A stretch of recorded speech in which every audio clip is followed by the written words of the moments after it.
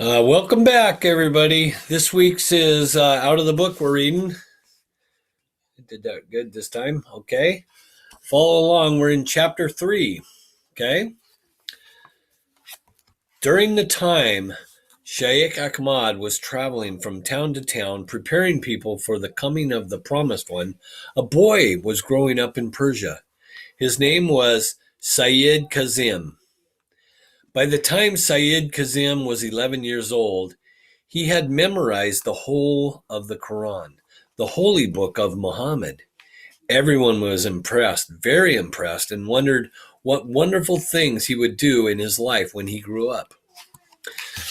Siyyid Kazim also read the books of Shaykh Ahmad and agreed with everything he said.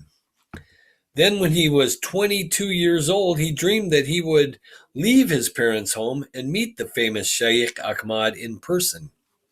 When he arrived in Yazd, Shaykh Ahmad greeted him warmly and said, "I welcome you, O my friend. How long and how eagerly I've waited for you to come." Siyyid Kazim became his most promising student, and Shaykh Ahmad knew he had found his successor. One of the first things they did was set out off with a few other students to visit the king of Tehran. But seeing the king was not the only reason Shaykh Ahmad wanting to go to the capital city of Persia. There was another. Somehow he knew that a holy event was about to take place while they were there. On November 12th, 1817, not long after they arrived at the palace, a holy child was born in the family of one of the king's ministers. The baby's name was Husayn Ali. Later, he would become known as Baha'u'llah. But this was to remain a secret for many years to come, just as the secret that another holy child called the Bab would be born in Shiraz in 2 years' time. Shaykh Ahmad wanted to stay in Tehran for the rest of his life so that he could be close to Baha'u'llah as he grew up. But the king's eldest son admired Shaykh Ahmad so much he wanted him to come and live with him and his family in the palace over 100 miles away. Siyyid Kazim went with him.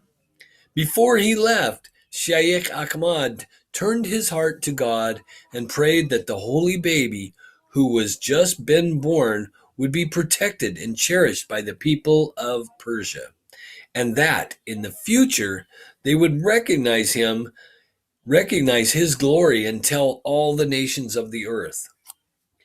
4 years later, the prince died, and Shaykh Ahmad and Siyyid Kazim were free to leave.